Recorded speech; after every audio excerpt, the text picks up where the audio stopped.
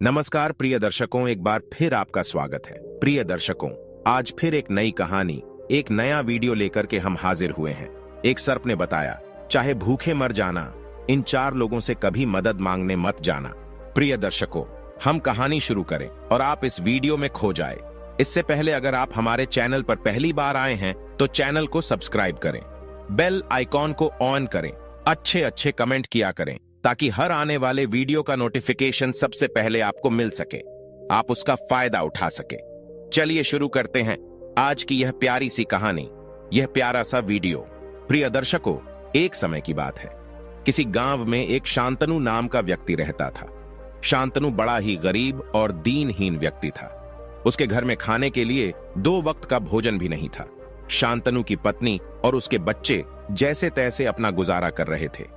शांतनु के गरीब होने की दूसरी वजह यह थी कि शांतनु अक्सर आलसी था। वो कभी कोई काम नहीं करता था, पूरा दिन अपने घर पर पड़ा रहता था, आराम करता था। शांतनु के आलस के चलते शांतनु दिन पर दिन कंगाल होता जा रहा था। प्रिय दर्शकों, उसकी पत्नी उसे बहुत समझाती थी कि कोई काम क्यों नहीं करते, काम करोगे तभी तो घर में धन आएगा, ऐसे तो हम और गरीब होते चले जाएंगे। प्रिय दर्शकों, पत्नी की बात पर ध्यान नहीं दिया और दिन पर दिन ऐसे ही चलता रहा। एक दिन उसकी पत्नी ने सोचा कि अगर मेरे पति की यही हालत रही तो मेरे बच्चे भूखे मर जाएंगे। हमारे घर में खाने के लिए 2 वक्त का भोजन भी नहीं है, बच्चे रोते बिलखते रहते हैं। अब आप ही बताइए, मैं क्या करूं, किस प्रकार इनकी भूख मिटाऊं? प्रिय दर्शकों, शांतनु अपनी पत्नी की बात सुनकर कुछ दिन तो काम पर गया, खेतों में जाकर मेहनत मजदूरी करता था। परंतु 2-4 दिन के बाद वह फिर आकर घर में आराम करने लगा। प्रिय दर्शकों, कुछ लोगों का स्वभाव होता है कि वे पूरा दिन घर में ही पड़े रहते हैं। शांतनु मन लगाकर के कोई काम नहीं करता था। नगर के आवारा लोगों के साथ हमेशा घूमता फिरता रहता था और आकर अपने घर में पड़ा रहता था। जो रूखा सूखा मिलता था उसे खाकर अपना पेट भर लिया करता था। इसी प्रकार उसका जीवन कट रहा था। परंतु ऐसा नहीं था कि वह अपने जीवन से संतुष्ट था। उसे अपने मन में बहुत बुरा लगता था, यह सोचकर कि आज मेरे आलस के कारण, मेरे ऐसे स्वभाव के कारण मेरी पत्नी और बच्चे भूखे मर रहे हैं। उनके पास खाने के लिए भोजन नहीं है। आज मेरे कारण मेरे बच्चे ऐसा दिन देख रहे हैं, गरीबी में अपना जीवन काट रहे हैं। यही सोच के शांतनु पूरे दिन उदास सा पड़ा रहता। वह अंदर से यह जानता था कि मैं बहुत गलत कर रहा हूं। वो अपने आलस की आदत को बदल नहीं पा रहा था। जब भी कोई काम करने का प्रयास करता तो उसे आलस आ जाता। वो घर जाकर आराम से चारपाई पर लेट जाता, गहरी नींद में सो जाता।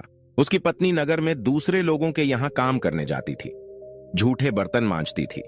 उससे जो थोड़े बहुत पैसे मिलते थे उससे अपने बच्चों का पालन पोषण कर रही थी। यह देखकर शांतनु को और भी ज्यादा बुरा लगता था। इस प्रकार से जब कई दिन बीत गए, एक दिन शांतनु ने निश्चय किया कि अब ऐसे काम नहीं चलेगा। मेरे जैसे मनुष्य जीवन को जीने का कोई अधिकार नहीं है जो अपनी पत्नी और बच्चों का लालन पालन नहीं कर सकता। ऐसे मनुष्य को आत्महत्या कर लेनी चाहिए। यही सोचकर शांतनु जंगल की तरफ निकल पड़ता है। वह अपने बीवी बच्चों को कुछ नहीं बताता है और कहता है कि मैं जल्द ही लौट कर आऊंगा। इतना कहकर के शांतनु जंगल की तरफ चला जाता है। सोचता है कि जंगल में जाकर आत्महत्या कर लूंगा, किसी नदी में डूबकर मर जाऊंगा। यही सोचकर शांतनु जंगल की ओर चला जाता है। कुछ देर चलने के बाद वो एक घने वृक्ष के नीचे जाकर बैठ जाता है। वृक्ष के नीचे पहुंचकर वह हारा थका जब बैठ जाता है। अब तो शांतनु बहुत जोर जोर से रो रहा था। प्रिय दर्शकों, उसी पेड़ के ऊपर एक कौवा बैठा हुआ था। अपने पेड़ के नीचे एक मनुष्य को रोता हुआ देखकर वह कौवा उसके नीचे आकर बैठ जाता है और कहता है, हे मनुष्य, तू क्यों रो रहा है? तेरे जीवन में क्या दुख तकलीफ है? तुम मुझे बता सकते हो सकता है मैं तुम्हारी कोई सहायता कर सकूं। उसी पेड़ की बांबी में एक सर्प बैठा हुआ था। वह सर्प कहने लगा, अरे भाई, इस कौवा की चिकनी चुपड़ी बातों में मत आना। यह तुम्हारी कोई मदद नहीं करेगा, उल्टा मदद के नाम पर तुम्हें ले जाएगा और तुम्हें कहीं फंसा देगा। शांतनु कौवा को अपना दुख सुनाता है। मेरे घर पर मेरे पत्नी और बच्चे भूखे मर रहे थे, गरीबी में अपना जीवन काट रहा हूं, परंतु उससे कोई काम नहीं बनता है। जो भी काम मैं करने जाता हूं, कुछ देर के बाद मुझे आलस आ जाता है और आखिर मैं अपने घर पर सो जाता हूं। मेरे इसी आलस के चलते आज मेरे परिवार की ऐसी हालत हो गई है। ऊपर वाले ने बहुत बड़ी तंगी दे दी है, समझ में नहीं आता कि मैं बाकी मनुष्यों की तरह काम क्यों नहीं कर सकता, अपने परिवार का पालन पोषण ठीक से क्यों नहीं कर सकता। यही चिंता से परेशान होकर मैं आज मरने के लिए आया था। मैं ऐसी जिंदगी नहीं जीना चाहता। प्रिय दर्शकों, कौवा ने उसे सांत्वना दी कि तुम चिंता मत करो, मैं तुम्हारी मदद करूंगा। कौवा की बातें सुनकर सर्प कहता है, अरे भाई शांतनु, तुम इसकी बातों में मत आना, यह तुम्हारी कोई मदद नहीं करेगा, उल्टा तुम्हें मुसीबत में फंसा देगा। मैं तुम्हें एक कहानी सुनाता हूं, जरा ध्यान से सुनो। कुछ लोगों का यह स्वभाव होता है कि ऐसे लोगों की मदद भी नहीं लेनी चाहिए, और अगर तुमने इस कहानी को ध्यान से सुन लिया तो विश्वास मानिए आपको बहुत कुछ सीखने को मिलेगा और आपके जीवन से यह गरीबी हमेशा हमेशा के लिए मिट जाएगी। प्रिय दर्शकों, सर्प अपनी कहानी सुनाता है। कहता है, सुनो, कुछ समय पहले की बात है। वैशाली नगरी में दो भाई रहते थे। एक का नाम था राघव, बड़े का नाम था धीरेंद्र। छोटा भाई राघव और बड़े भाई धीरेंद्र में बड़ा ही प्रेम था, लेकिन वे दोनों बड़े गरीब थे। दूसरे के घरों में, दूसरों के खेतों में मेहनत मजदूरी करके अपना जीवन गुजार रहे थे। उनके माता पिता की मृत्यु बचपन में ही हो चुकी थी। अब भी घर में दोनों भाई ही अकेले बचे थे, जैसे तैसे अपना जीवन काट रहे थे। राघव और धीरेंद्र दोनों एक दूसरे से बड़ा प्रेम करते थे। पूरे दिन मेहनत मजदूरी करने के बाद जो भी पैसे मिलते थे, उनसे वह घर में भोजन आदि की वस्तुएं लाकर भोजन बनाते थे। इसी प्रकार राघव और धीरेंद्र अपना जीवन गुजार रहे थे। कुछ सालों तक इसी प्रकार चलता रहा। फिर एक दिन की बात है, धीरेंद्र ने अपने छोटे भाई राघव से कहा, भाई, हम कब तक इस प्रकार गरीबी में अपना जीवन काटेंगे? कब तक इस पुरानी सी झोपड़ी में रहेंगे? कल को हमारा विवाह होगा, हमारी शादी होगी, हमारी पत्नी आएगी, बच्चे होंगे तो हम उन्हें क्या खिलाएंगे, कहां रखेंगे? प्रिय दर्शकों, राघव कहता है, भैया आप बिल्कुल सही बात कह रहे हैं। हम इस प्रकार अपना पूरा जीवन तो नहीं निकाल सकते, हमें कुछ न कुछ तो करना ही पड़ेगा। तब धीरेंद्र कहता है, भाई मैं शहर में जाता हूं, शहर में जाकर मैं कोई काम ढूंढ लेना। शहर में काम करने के कुछ अच्छे पैसे मिलेंगे, और एक बार शहर में मेरा काम चल पड़ा तो मैं जल्द ही तुम्हें भी शहर में बुला लूंगा और हम मिलकर आराम से शहर में रहेंगे। प्रिय दर्शकों, राघव अपने बड़े भाई की ये बातें सुनता है तो कहता है, भैया ये तो बड़ी ही अच्छी बात है, आप कल ही शहर चले जाइए और जब आपका काम सही चलने लगे, जब आप कुछ धन कमा लें तो उसके बाद आप मुझे भी बता दें, मैं भी आपके पास शहर में चला आऊंगा। अब तो प्रिय दर्शकों, अगले ही दिन वो धीरेंद्र अपना सामान बांधकर शहर को चला जाता है। शहर में कुछ दिन तक तो वह बहुत मेहनत करता है, कई जगह पर काम की तलाश करता है, और इधर राघव गांव में लोगों के खेतों में मेहनत मजदूरी करके अपना जीवन गुजार रहा था। उधर शहर में धीरे धीरे धीरेंद्र धनवान बनता चला गया। उसका व्यापार चल पड़ता है। कुछ सालों में बहुत बड़ा धनवान बन गया। खुद का उसने मकान खरीद लिया। शहर में एक बड़े ही सुंदर स्त्री से उसने विवाह कर लिया। प्रिय दर्शकों, इधर गांव में राघव अपने भाई के बुलावे का इंतजार करते करते थक चुका था। रोज वह सोचता था कि आज मेरे भाई मुझे बुलाने आएंगे। मेरा भाई शहर में बहुत बड़ा सेठ बन चुका, लेकिन उसके भाई का न कोई बुलावा आता है, न वो खुद आता है। कुछ सालों में राघव भी गांव में एक स्त्री से विवाह कर लेता है। वह अपनी पत्नी के साथ अपने टूटे फूटे घर में रहने लगता है। राघव दूसरे के खेतों में हल चलाता, मजदूरी करता, और उससे जो पैसे मिलते उससे ही अपना और पत्नी का पेट भरता था। कुछ समय तक ऐसा ही चलता रहा। एक दिन राघव की पत्नी गर्भवती हो जाती है। गर्भवती होते ही राघव बड़ा प्रसन्न होता है, सोचता है कि अब हमें संतान का सुख मिलेगा। उसके मन में एक दुख भी था। वो यह सोच रहा था कि हमसे हमारा और हमारी पत्नी का खर्चा बड़ी मुश्किल से चलता है। 2 समय का भोजन हमें बड़ी मुश्किल से मिल पाता है। अगर हमारी संतान होती, हमारा पुत्र आ गया, तो हम उसका लालन पालन कैसे करेंगे, कैसे उसे 2 समय का भोजन दें? प्रिय दर्शकों, संतान के आने की खुशी में वह अपने दुख को भूल जाता है और बड़ा ही प्रसन्न होता। वो अपनी मेहनत को 2 गुना कर देता है। अब तो राघव दिन में भी दूसरों की मजदूरी करता था और रात होते ही दूसरी जगह जाकर मेहनत करने लगता था। कुछ समय में राघव की पत्नी एक बड़े ही सुंदर पुत्र को जन्म देती है। अब तो बाप बनने की खुशी में राघव बड़ा ही प्रसन्न होता है। प्रिय दर्शकों, राघव इतना धन अर्जित नहीं कर पा रहा था कि वो अपनी संतान और अपनी पत्नी का पालन पोषण ठीक से कर सके। पूरा दिन गांव में दूसरों के खेतों में मेहनत मजदूरी करने के बाद राघव को कई बार रात में भूखा सोना पड़ता था। जो भी भोजन बचता था अपनी पत्नी और बच्चे को खिला देता था, फिर भूखा सो जाता था। इस प्रकार कई दिन निकल जाते हैं। धीरे धीरे ऐसी स्थिति आ जाती है कि राघव के पास इतना भी धन नहीं था कि वह अपने पुत्र, अपनी पत्नी को 2 समय का भोजन खिला सके। अब तो राघव की पत्नी और उसका पुत्र पूरे दिन भूखे रहते हैं। भूख के मारे राघव का पुत्र रोने लगता है। वह अपनी माता से कहता है, मां, मुझे कुछ खाने के लिए दे दो, बहुत भूख लगी है। परंतु वह बेचारी क्या करती, उसके घर में खाने के थोड़े दाने भी नहीं थे। यह देखकर राघव की पत्नी बड़ी दुखी होती है और रोने लगती है। शाम को जब मेहनत मजदूरी करके राघव अपने घर लौटकर आता है तो अपनी पत्नी को रोता हुआ देखता है। उसे रोता हुआ देखकर राघव बड़ा उदास हो जाता है। तब उसकी पत्नी कहती है, हे स्वामी, हमारा पुत्र सुबह से भूखा है। वह हमसे भोजन के लिए विनती कर रहा है। हमारे पास उसे देने के लिए कुछ नहीं है। आप कुछ कीजिए। अपने पुत्र की ऐसी हालत देखकर राघव भी रोने लगता है। तब राघव की पत्नी कहती है कि हे स्वामी, आपके बड़े भैया तो शहर में रहते हैं। सुना है उनका बहुत बड़ा मकान है, बहुत बड़ी हवेली है, उनके पास बहुत धन दौलत है। शहर में वह बड़े आदमी बन चुके हैं। आप शहर चले जाइए और अपने बड़े भैया से कुछ सहायता मांग लाइए। वह आपकी सहायता अवश्य करेंगे। आप जेठ जी से जाकर कुछ धन मांग कर ले आइए। कुछ दिनों तक हम उससे पेट भर के खाना खा सकेंगे। प्रिय दर्शकों, अपनी पत्नी की बातें सुनकर राघव कहता है, तुम ठीक कहती हो, मुझे शहर जाकर भाई से मदद मांगनी चाहिए। यही सोच करके राघव अगले ही दिन शहर के लिए निकल पड़ता है। शहर का रास्ता गांव से कुछ दूर था। पूरा दिन चलने के बाद रात के समय राघव शहर पहुंच जाता है और लोगों से पूछता हुआ अपने बड़े भैया धीरेंद्र के घर पहुंचता है। जब वो अपने बड़े भैया का घर देखता है तो उसकी आंखें फटी की फटी रह जाती हैं। धीरेंद्र का बड़ा ही आलीशान बंगला बना हुआ था। बंगले के बाहर कई नौकर चाकर काम कर रहे थे। यह देखकर राघव बड़ा ही प्रसन्न होता है और मकान के अंदर जाने लगता है। तभी मकान के बाहर खड़ा चौकीदार राघव को रोक लेता है और कहता है, अरे भाई, कहां जा रहे हैं? गरीबों और भिखारियों को अंदर जाने की अनुमति नहीं है। तब राघव कहता है, नहीं भाई, ये मेरे बड़े भैया का घर है, मैं उनका छोटा भाई हूं, कृपया मुझे अंदर जाने दो। राघव की ऐसी हालत देखकर वो चौकीदार उसकी बातों पर भरोसा नहीं करता है और अंदर जाकर पूछता है कि मालिक, बाहर कोई राघव नाम का लड़का आया है और वो कह रहा है कि वह आपका छोटा भाई है। चौकीदार की ये बातें सुनकर धीरेंद्र कुछ हैरान हो जाता है और कहता है, हां, वो मेरा छोटा भाई है, उसे अंदर आने दो। अब चौकीदार बाहर जाता है तो राघव को पूरे आदर सम्मान के साथ घर के अंदर बुलाकर ले आता है। राघव जब अपने बड़े भाई धीरेंद्र को सूट बूट पहने हुए देखता है तो वो देखता है कि उसका भाई बहुत ही बड़ा आदमी है। तो वह रोने लगता है, अपने बड़े भाई धीरेंद्र के गले लग जाता है।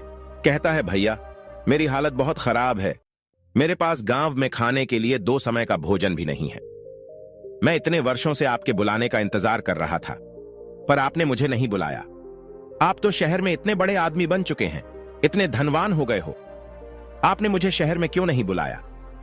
प्रिय दर्शकों, आपको एक बात और बता दूं। राघव का बड़ा भाई धीरेंद्र शहर में आकर बहुत बदल गया था। वह अपने छोटे भाई से प्रेम नहीं करता था। उसे तो बस धन दौलत और ऐशो आराम से प्रेम था। धीरेंद्र कहता है, अरे मेरे भाई, मैं तुम्हें क्या बताऊं, शहर में धन अर्जित करना बड़ा ही कठिन काम है। बहुत मेहनत करनी पड़ती है। पूरे दिन पूरी रात जागकर काम करना पड़ता है, तब जाकर कुछ पैसे मिलते हैं। अभी तो हमारी हालत भी बहुत खराब चल रही है। हमारा धंधा अभी ठीक नहीं चल रहा है। इसलिए हमने सोचा कि जब व्यापार अच्छा चलेगा, जब कोई काम होगा, तब तुम्हें बुलाएंगे। तब राघव कहता है, भैया, वो सब तो ठीक है, परंतु आप हमारी कोई सहायता कीजिए। हमें धन की आवश्यकता है। घर पर हमारी पत्नी और बच्चे भूखे, हमारे पुत्र को खाने के लिए भोजन नहीं मिल रहा है। आप हमें कुछ पैसे दे दीजिए, हमें कुछ दिनों का सहारा हो जाएगा। अब धीरेंद्र कहता है, भाई, पैसे तो मैं तुम्हें दे दूंगा, परंतु अब तुम आए हो तो मेरी कुछ सहायता कर दो। बस कुछ दिन की बात है, उसके बाद तुम पैसे लेकर चले जाना। मैं तुम्हें पैसे अवश्य दे दूंगा। आखिर तुम मेरे छोटे भाई हो। अपने बड़े भाई की ऐसी बातें सुनते ही राघव कहता है, भैया, आप बताइए क्या काम करना है, मैं अभी कर देता हूं। मुझे पता था कि आप मेरी सहायता जरूर करेंगे। बताओ भैया, क्या काम करना है? तब धीरेंद्र कहता है, भाई, कई दिनों से हमारा नौकर नहीं आ रहा है। छुट्टी लेकर न जाने कहां चला गया। मेरे घर के कुछ काम बाकी हैं, वह काम निपटा दो। बाजार जाकर सामान ले आओ, घर की साफ सफाई कर दो। तुम्हारी भाभी से घर का ज्यादा काम नहीं होता है, उसके काम करने की आदत नहीं है, इसलिए इस घर का काम भी कर दो। दोनों समय का खाना बनाना है, सबके कपड़े धोना है। गाड़ियों को साफ करना है। प्रिय दर्शकों, अपने बड़े भाई की ऐसी बातें सुनकर राघव सोच में पड़ जाता है, परंतु वह फिर सोचता है कि भैया का नौकर नहीं आ रहा है, इसलिए भैया हमसे ऐसा कह रहे हैं। चलो कोई बात नहीं, इतने दिनों बाद मैं आया हूं तो काम कर देता हूं। अपने ही भाई के घर में काम करने में कौन सी शर्म की बात है। यही सोचकर राघव अपने बड़े भाई धीरेंद्र के घर में काम करने लगता है। पूरे दिन काम में लगा रहता है। कभी बाजार जाता है, सामान लाता है, कभी कपड़े धोता है, कभी घर की साफ सफाई करता है। इस प्रकार उसका पूरा दिन काम करते करते निकल जाता है। ऊपर से उसकी भाभी यानी कि धीरेंद्र की पत्नी उसे और भी नए नए काम बताती रहती थी। वह सोचती थी कि अब तो हमें अच्छा खासा एक नौकर मिल गया है। उसे अपने बड़े भाई के घर पर रहते रहते एक हफ्ता गुजर जाता है। एक हफ्ते तक वह अपने बड़े भाई धीरेंद्र के घर का पूरा काम करता है तो वो थक जाता है। फिर वो अपने बड़े भाई के पास जाकर कहता है, भैया अब हमें आपके यहां एक हफ्ता हो चुका है, परंतु अब हमें हमारे बीवी और बच्चों की चिंता हो रही है। न जाने वह कैसे होंगे, हमारी राह देखते होंगे। हमें कुछ पैसे दे दीजिए, हम गांव चलते हैं। प्रिय दर्शकों, अपने छोटे भाई राघव की इन बातों को सुनकर धीरेंद्र कहता है, हां भाई, जरूर तुम्हें गांव जाना चाहिए। कई दिनों से तुम हमारे पास रह रहे हो, तुम्हें अपने बच्चों को देखना चाहिए। इतना कहकर राघव धीरेंद्र को 10 रुपए देता है और कहता है, लो भाई, ये तुम्हारे पैसे हैं। 10 रुपए देखकर राघव कुछ उदास हो जाता है और कहता है, भैया ये क्या आपने सिर्फ 10 रुपए दिए? इतने से हमारा गुजारा कैसे होगा? धीरेंद्र कहता है, अरे भाई, मैंने तुमसे पहले ही कहा था कि अभी मेरा काम धंधा कुछ ठीक नहीं चल रहा है, मेरे पास ज्यादा पैसे नहीं हैं। अभी तो ये 10 रुपए ही अपने पास रख लो और घर चले जाओ। प्रिय दर्शकों, राघव भी क्या कर सकता था? सोचता है कि चलो कुछ नहीं तो थोड़े से ही सही, मैं 10 रुपए से ही 2-4 दिन का गुजारा कर लूंगा, इनसे भोजन तो आ ही जाएगा।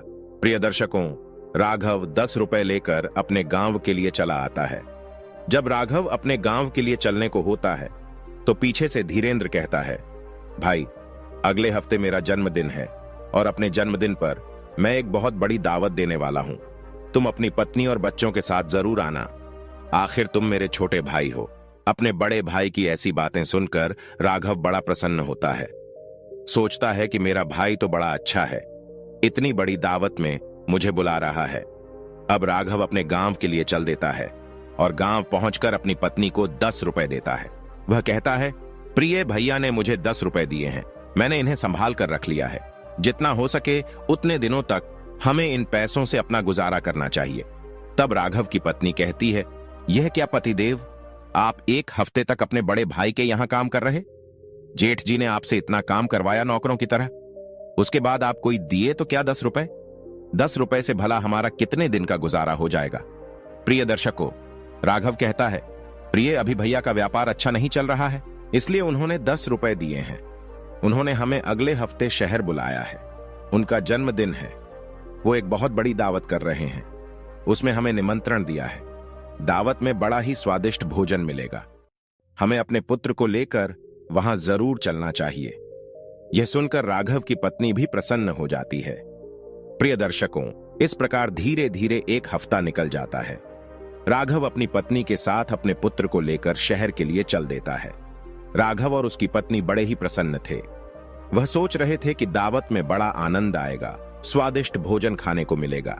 प्रिय दर्शकों, पूरा दिन चलने के बाद शाम को राघव और उसकी पत्नी अपने बड़े भाई धीरेंद्र के घर पहुंच जाते हैं। जब वो धीरेंद्र के घर पहुंचे तो धीरेंद्र बड़े बड़े लोगों के साथ बैठकर बातें कर रहा था। बहुत देर तक राघव और उसकी पत्नी द्वार पर खड़े रहे, परंतु कोई भी उनके स्वागत के लिए नहीं आया। कुछ देर के बाद धीरेंद्र आता है और अपने भैया को देखता है तो कहता है, अरे भाई, तुम यहां खड़े हो, अंदर आओ। प्रिय दर्शकों, धीरेंद्र अपने छोटे भाई राघव को और उसकी पत्नी को अंदर बुलाता है और कहता है कि तुम दोनों इधर बैठ जाओ, अभी बड़े बड़े व्यापारी लोग भोजन कर रहे हैं, उसके बाद तुम भोजन कर लेना। अब तो राघव और उसकी पत्नी अपने पुत्र को लेकर एक कोने में बैठ जाते हैं। कुछ देर तक वे चुपचाप कोने में बैठे रहते हैं, परंतु धीरेंद्र उन्हें बुलाने नहीं आता है।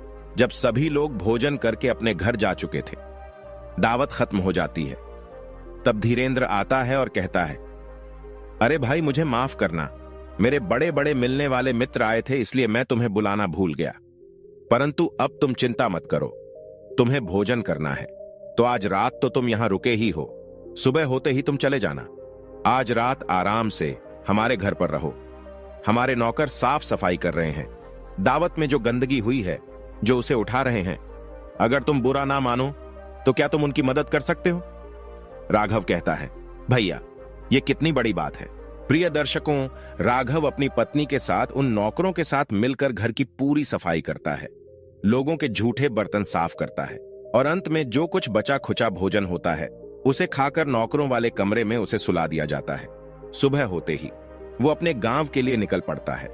राघव और उसकी पत्नी बड़े दुखी थे, वे बड़े उदास थे। उन्हें अपने बड़े भाई का ऐसा व्यवहार बिल्कुल अच्छा नहीं लगा। वे सोच रहे थे कि हम तो बड़ी खुशी से गए थे, परंतु भैया ने हमारे साथ बहुत गलत किया। किसी ने सही कहा है कि गरीब का इस दुनिया में कोई नहीं होता।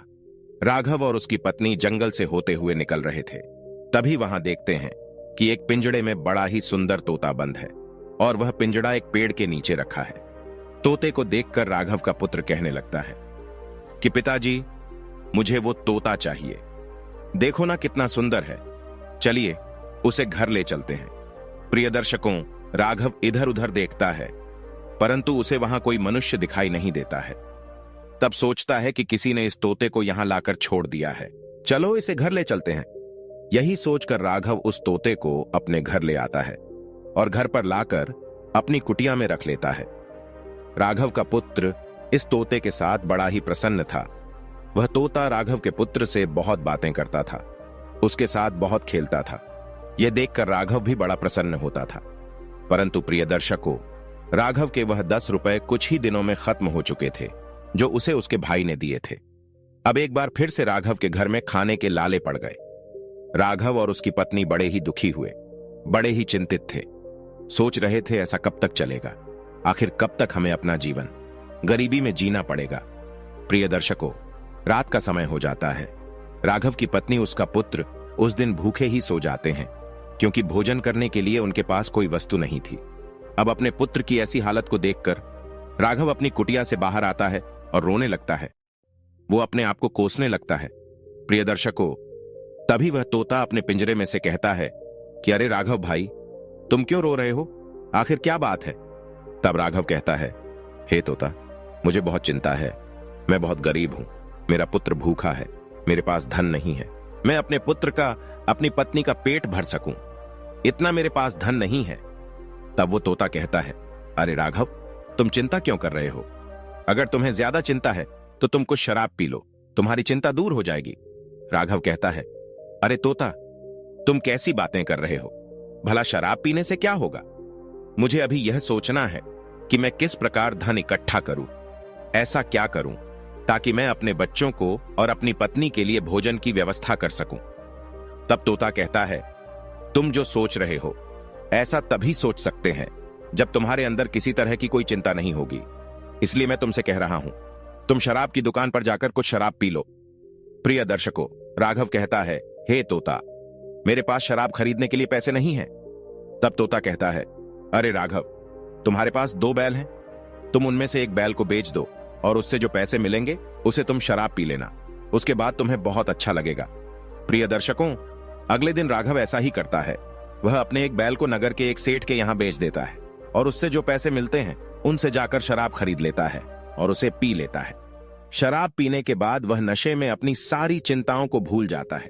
वो इस बात को भूल जाता है कि मेरे घर में भोजन नहीं है और मेरा पुत्र, मेरी पत्नी भूखे रह रहे हैं। शराब पीकर राघव अपने घर में लौट जाता है।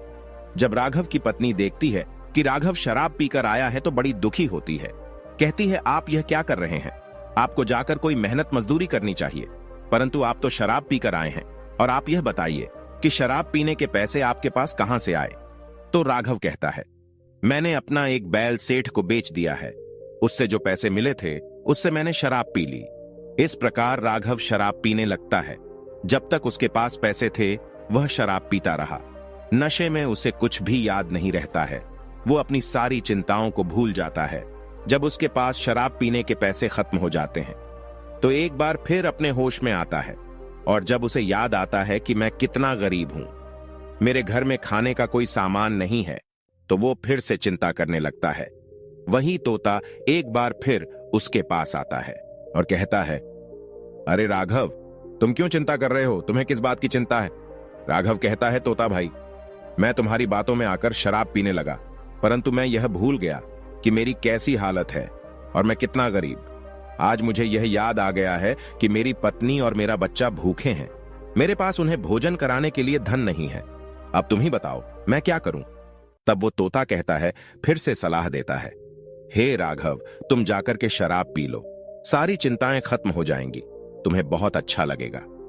प्रिय दर्शकों, इस प्रकार तोता के कहने पर वो फिर से शराब पीने लगता है। धीरे धीरे उसे शराब की लत लग चुकी थी। वह अपना एक बैल और सेठ के यहां बेच देता है। वह फिर से शराब पीने लगता है। अब तो कई कई घंटे तक राघव शराब की दुकान पर ही बैठा रहता था। नगर के सभी लोग कहते थे, देखो, यह तो शराबी हो गया, इसके पास खाने को पैसे नहीं है, परंतु शराब पूरे दिन पीता है। शराब पीकर राघव रात को अपने घर आता है तो उसकी पत्नी भी उससे बहुत लड़ती झगड़ती है, बहुत गुस्सा करती है और कहते हैं, आपको शर्म नहीं आती है? आपका पुत्र यहां भूखा है, मैं भूखी मर रही हूं, आपको कोई चिंता नहीं है? आपने दोनों बैल बेच दिए। पत्नी के बार बार समझाने पर भी राघव को कुछ होश नहीं आता है। वह तो अपने नशे में घूम रहा था। जब उसका नशा उतरता है तो एक बार फिर घर का सामान ले जाकर बेच देता है और उससे जो पैसे मिलते हैं उनसे शराब ले आता है। इस प्रकार कई दिनों तक चलता रहा। धीरे धीरे राघव का पूरा घर बिक गया था। उसने घर में सेठ को भेज दिया। अब तो वो सड़क पर आ गए थे। अब उसके पास बेचने को कुछ नहीं बचा था। उसके ऊपर बहुत कर्जा हो गया था। उसने अपने मित्रों से उधार लेकर इतनी शराब पी ली थी कि अब उसके पास शराब पीने के लिए भी पैसे नहीं थे। राघव को जब होश आता है तो वह एक बार फिर उदास हो जाता है और रोने लगता है। तब तोता कहता है, अरे राघव, तुम चिंता क्यों करते हो? तुम एक काम करो, किसी से बैलगाड़ी उधार मांग कर लाओ। मैं तुम्हें बताता हूं कि अब तुम्हें क्या करना है। प्रिय दर्शकों, राघव सेठ के पास जाता है और सेठ की बैलगाड़ी कुछ देर के लिए उधार मांग कर ले आता है। जब राघव बैलगाड़ी लेकर आता है तो वो तोता कहता है कि हे राघव, अब तू मुझे अपनी बैलगाड़ी में बैठा ले और मैं जहां कहता हूं तू वहां लेकर चल। प्रिय दर्शकों, राघव तोता को पिंजड़े सहित अपनी बैलगाड़ी में रख लेता है और तोता उसे बुलाकर जंगल की तरफ ले जाता है।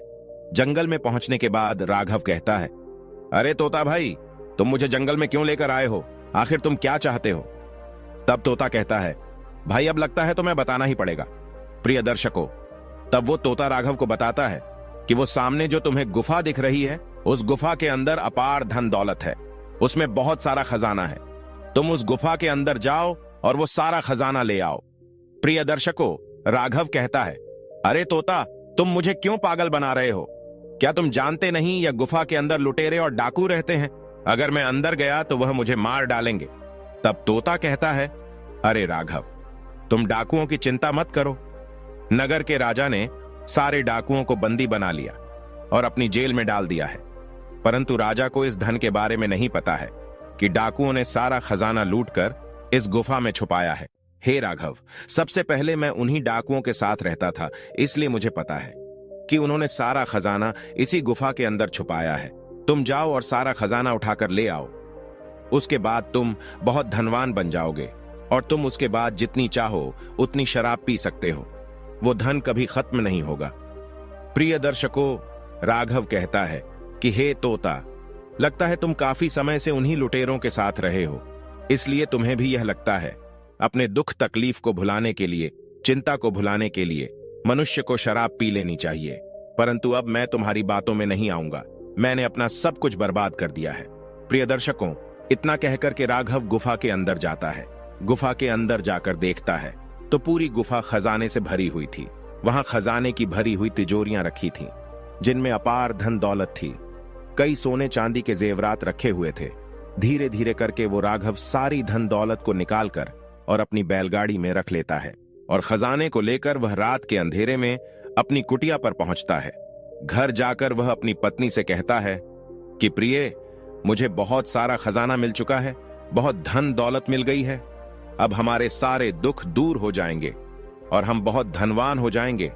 प्रिय दर्शकों, अब धीरे धीरे राघव और उसकी पत्नी सारी धन दौलत बैलगाड़ी से निकालकर अपने घर में रख लेती है। और वो बहुत बड़ा धनवान सेठ बन जाता है। अब राघव भी सुधर जाता है।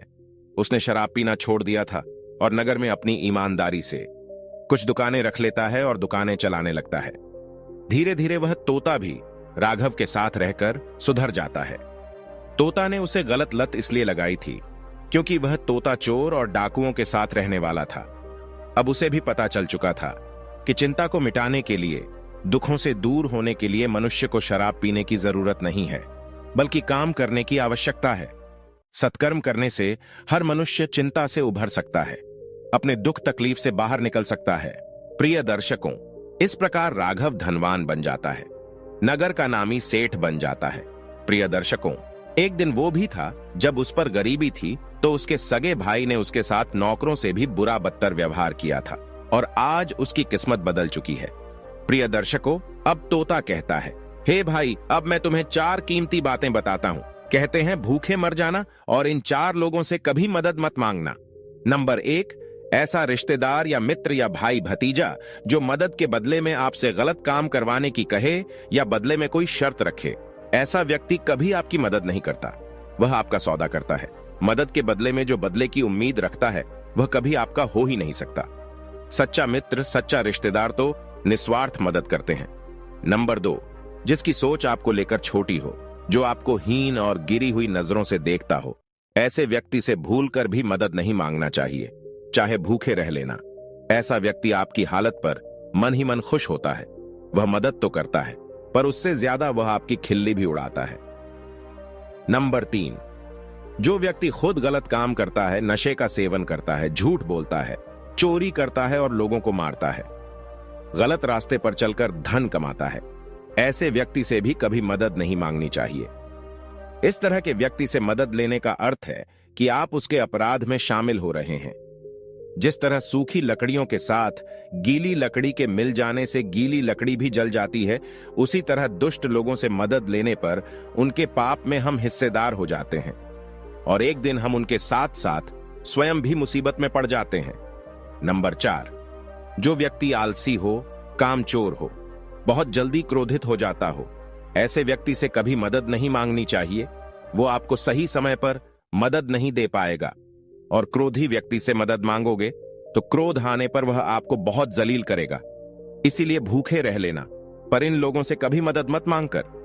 प्रिय दर्शकों, इस प्रकार तोता राघव की सारी गरीबी मिटा देता है और ये 4 बातें उसे बताता है।